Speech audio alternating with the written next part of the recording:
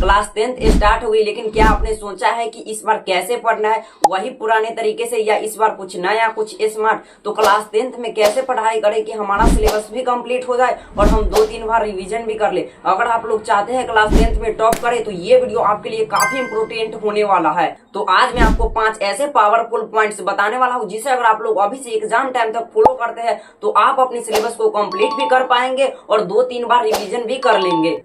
Point number 1, set your mind set. देखो class 10th एक normal नहीं है, ये आपके पहले बोर्ड एग्जाम होने वाले हैं। इसमें आपके पेपर को पहली बार एक अनजान टीचर चेक करेगा। तो पढ़ाई ही नहीं, इसके साथ ही अप्रोचेस भी अच्छी होनी चाहिए। देखो कोई बच्चे स्टार्टिंग से ही सीरियस से पढ़ाई करता है तो उसके लिए हर सब्जेक्ट के लिए बाद में रिवीजन का टाइम होता है, मॉक टेस्ट का टाइम होता है, स्ट्रेस फ्री होता है। लेकिन जो बोलता है अभी तो टाइम है बाद में कर लूंगा, तो बाद में कुछ नहीं हो पाएगा, बाद में पछतावे के अलावा कुछ नहीं होगा।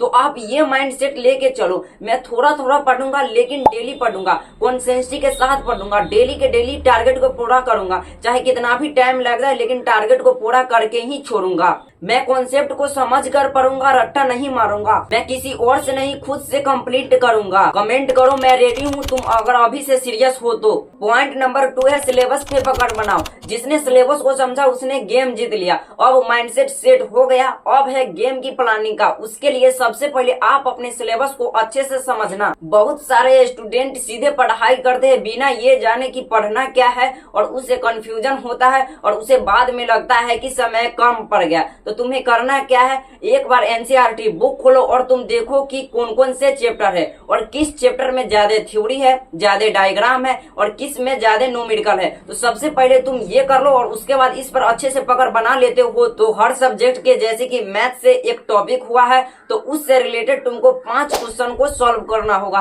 साइंस में एक टॉपिक प्लस एक डायग्राम को तुम्हें अच्छे से पकड़ बनाना होगा। उसके बाद तुम्हें हर सब्जेक्ट के लिए स्मार्ट नोट्स वाली एक कॉपी बनाओ जिसमें तुम इम्पोर्टेंट पॉइंट लिख सकते हो, फार्मूला लिख सकते हो। तो इस तरह से तुम करते हो तो तुम्हें बाद में रिवीजन के लिए टाइम आसानी से बच सकता है। तुम्हें कौन सा सब्जेक्ट हार्ड लगता है कमेंट में जरूर बताओ। पॉइंट नंबर 3 है स्मार्ट रूटीन बनाओ। जो स्टूडेंट स्मार्ट से पढ़ाई करता है वो आगे निकलता है। तो तुम्हें क्या करना होगा, हर सब्जेक्ट के लिए अच्छे से टाइम टेबल बनाना होगा। जैसे मैथ हमारा स्ट्रॉन्ग सब्जेक्ट है तो करना क्या होगा, मैथ में हमारा स्ट्रॉन्ग सब्जेक्ट है तो हम कम भी समय देंगे तो चलेगा, लेकिन हम डेली के डेली 20 क्वेश्चन को प्रैक्टिस करेंगे। साइंस हमारा वीक सब्जेक्ट है तो साइंस में हम कुछ ज्यादा टाइम दे देंगे, साइंस को हम अच्छे से पढ़ेंगे, इम्पोर्टेंट टॉपिक को पढ़ेंगे, उसके बाद डायग्राम पर प्रैक्टिस करेंगे। हिंदी इंग्लिश में तुम अच्छे से रीडिंग करना और तुम कहानी को अच्छे से समझना, इससे तुम्हें लंबे समय तक कहानी आसानी से याद रहेगा।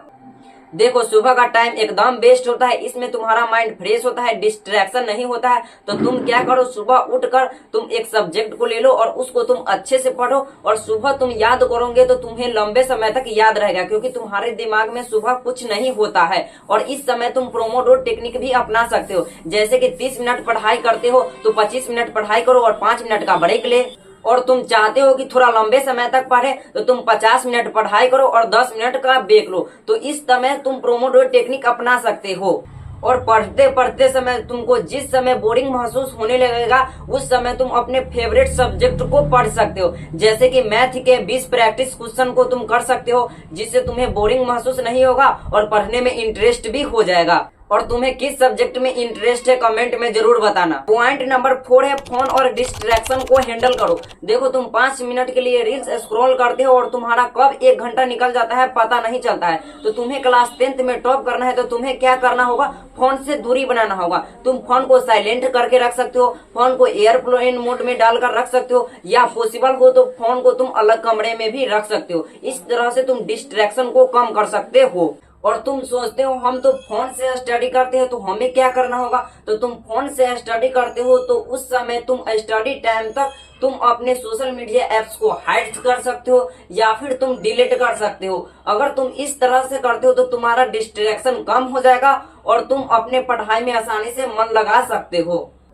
पॉइंट नंबर 5 है रिवीजन और टेस्ट टाइम। देखो, जितना पढ़ना जरूरी नहीं है उतना जरूरी है समय समय पर रिवीजन करना। देखो, ह्यूमन ब्रेन में अगर तुम एक बार याद करते हो तो वो लंबे समय तक याद नहीं रहता है। अगर उसी टॉपिक को तुम बार बार रिवीजन करते हो तो वो लंबे समय तक याद रहता है। हर सब्जेक्ट के लिए रिवीजन समय समय पर करना, और जो सब्जेक्ट वीक है उसमें रिवीजन के लिए आप ज्यादा समय दे सकते हो। और इम्पोर्टेंस फार्मूला डायग्राम को तुम समय समय पर रिवीजन कर सकते हो। और उसके बाद तुम्हें क्या करना होगा, हर एक सप्ताह में रिवीजन करने के बाद उससे जितने भी सवाल बनते हैं उसे तुम अपने टेस्ट ले सकते हो कि हमारा कितना तैयारी हुआ है। इससे तुम्हें कॉन्फिडेंस भी होगा और कितना तैयारी हुआ है वो भी पता चल जाएगा। तो इससे ये फायदा होता है कि तुम्हारा कौन सा टॉपिक स्ट्रांग है और कौन सा टॉपिक वीक है। और जो टॉपिक वीक है तो तुम इस पर रिवीजन के लिए ज्यादा टाइम देना, इससे तुम्हारा वीक टॉपिक भी स्ट्रांग हो जाएगा और तुम लंबे समय तक किसी भी टॉपिक को रिवीजन करते हो तो याद रख सकते हो। तो ये थे 5 पावरफुल पॉइंट्स। तो ये पॉइंट्स कैसा लगा कमेंट में जरूर बताना। तो इस चैनल पर ऐसे ही वीडियो आती रहेगी। तो यह वीडियो कैसा लगा कमेंट में जरूर बताना। अच्छा लगा होगा तो वीडियो को लाइक कर दीजिएगा, चैनल पर नए हो तो चैनल को सब्सक्राइब कर दीजिएगा।